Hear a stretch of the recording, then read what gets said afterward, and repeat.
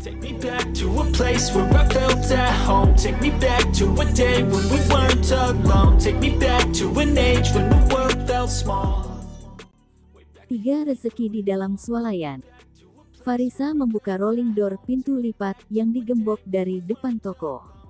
Farisa memakai rok pendek 10 cm dari lututnya. Ketika ia membuka gembok, ia menungging ke belakang dan udara sekitar menerpa rok mini tersebut. Kebetulan Usman yang kebagian rezeki itu dan hanya bisa menatapnya dengan kesempurnaan yang hakiki.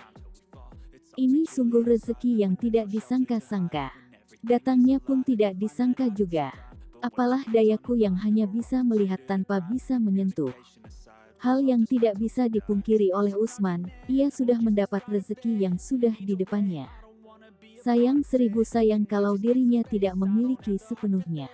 Ia sadar diri siapalah dirinya yang bahkan dianggap buluk dan jelek oleh wanita itu. Kenapa dia pakai rok pendek sekali? Kalau aku bukan lelaki baik-baik, mungkin aku sudah memanfaatkan kesempatan baik ini. Untungnya cuman aku yang melihat, ujar Usman karena di tempat itu memang sepi. Usman berjalan hati-hati karena ia tidak ingin sampai Farisa marah padanya.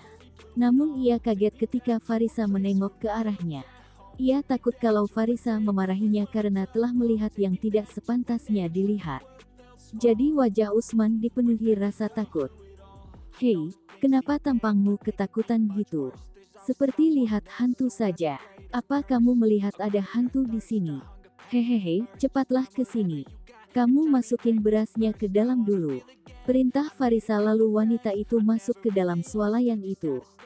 Usman kemudian memasukkan kantong-kantong beras ke dalam. Ia mengikuti langkah Farisa yang sudah terlebih dahulu masuk ke dalam. Kamu taruh saja berasnya di sini. Setelah semua selesai dibawa ke sini, nanti masukin ke dalam gudang di belakang sana. Tunjuk wanita itu ke arah belakang.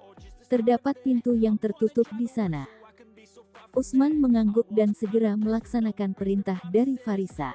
Karena banyaknya beras yang ia angkut, membutuhkan waktu yang lebih lama lagi. Dan yang membuat Usman semangat adalah karena Farisa menunggu di dalam dengan posisi duduk. Tentu Usman akan bisa melihat wajah cantik Farisa saat masuk ke dalam. Ditambah lagi paha Farisa yang mulus terlihat sangat menggoda jiwa kelelakian Usman. Sengaja Usman buru-buru mengambil kantong-kantong beras dengan cepat keluar. Tetapi saat di dalam, ia malah lebih dilama-lamain. Hal itu membuat Farisa curiga dengan sikap Usman yang seperti itu. Ngapain kamu lama-lama saat di dalam, dan cepat banget saat di luar? Tanya Farisa sambil menatap ke arah Usman. Ia berdiri dan tingginya bahkan lebih tinggi daripada Usman sendiri. Wanita itu termasuk tinggi dan lebih tinggi dari Usman sendiri. Tinggi badan Farisa mencapai 169. Sedangkan Usman sendiri hanya 162.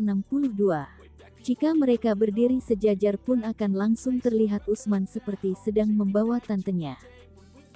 Hanya yang membuat perbedaan di antara mereka lainnya adalah penampilan. Usman termasuk yang tidak memperdulikan penampilan dan jarang mandi. Tampangnya dekil dan tidak terawat. Untuk makan sehari-hari pun kadang makan dan kadang harus puasa. Di luar panas, tante. Kalau di sini, sebenarnya lebih panas keadaan di dalam karena penampilan Farisa. Oh, di sini juga panas. Aku lupa untuk menghidupkan AC. Farisa kemudian ke belakang untuk menghidupkan AC. Ia tidak curiga sama sekali pada Usman yang sudah terlanjur berdosa matanya itu. Usman hanya bisa menggerutu ketika Farisa tidak datang lagi. Usman meneruskan pekerjaannya membawa semua beras yang akan dimasukkan ke dalam swalayan. Usman harus berhati-hati karena belum ketahuan telah mencuri pandang ke arah Farisa. Ia tidak ingin wanita itu menyadarinya dan membuatnya dipecat kembali. Ia kembali keluar dan masuk ke mobil untuk mengeluarkan beras. Hei, kamu orang baru, kah? Tanya seorang pemuda yang kebetulan lewat jalan itu. Ia terlihat mengejek Usman karena dirinya juga pernah bekerja di swalayan tersebut. Siapa? Aku. Iya, aku orang baru di sini, jawab Usman. Ia melihat lelaki itu dengan heran. Mengapa lelaki itu melihatnya dengan tatapan mengejek? Oh, setelah kehilangan semua karyawannya, ternyata si wanita menjijikan itu malah terpaksa mencari orang dekil sepertimu, ujar pemuda itu dengan mengejek. Maaf, maksud kamu gimana? Yah, orang saya kerja di sini kan kerjanya halal. Bagaimana kamu bisa mengejek pemilik swalayan ini? Apa kamu iri, karena nggak kerja di sini? Timpal Usman geram. Ada saja orang yang bilang wanita menjijikan pada Farisa. Membuatnya tidak terima atas perkara pemuda itu. Namun pemuda itu tetap tidak ingin meladeninya lebih lagi. Oh, mungkin kamu belum tahu saja. Tetapi nanti juga kamu akan menyesal sendirinya. Lihat saja beberapa hari atau beberapa minggu kemudian. Pasti kamu akan menyesalinya. Setelah mengatakan itu, pemuda itu pun meninggalkan Usman. Ucapan pemuda itu membuat Usman berpikiran terus. Apa yang akan terjadi beberapa hari atau beberapa minggu ke depan? Yang pastinya dirinya hanya berniat bekerja. Ia tidak ingin diganggu oleh orang luar yang menjerumuskannya. Yang ia lihat dari Farisa adalah wanita yang baik walau kadang ejekannya membuatnya sakit. Kenapa baru kerja beberapa jam sudah ada yang tidak suka padaku? Lagian kan apa salahku yang kerja di sini? Bukankah kerja di sini juga halal? Atau karena iri karena tidak kerja di sini dan tidak bisa melihat Tante Farisa dengan bebas? Ah, sudahlah, aku di sini kerja. Gak perlu urusin omongan orang.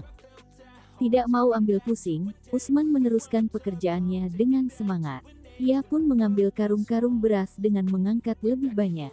Usman ingin pekerjaannya cepat selesai dan ingin istirahat. Tapi agak lapar juga, kenapa Tante Farisa nggak ada di sini? Sebenarnya lagi apa dia sih? Usman pun tidak semangat lagi karena tidak ada Farisa.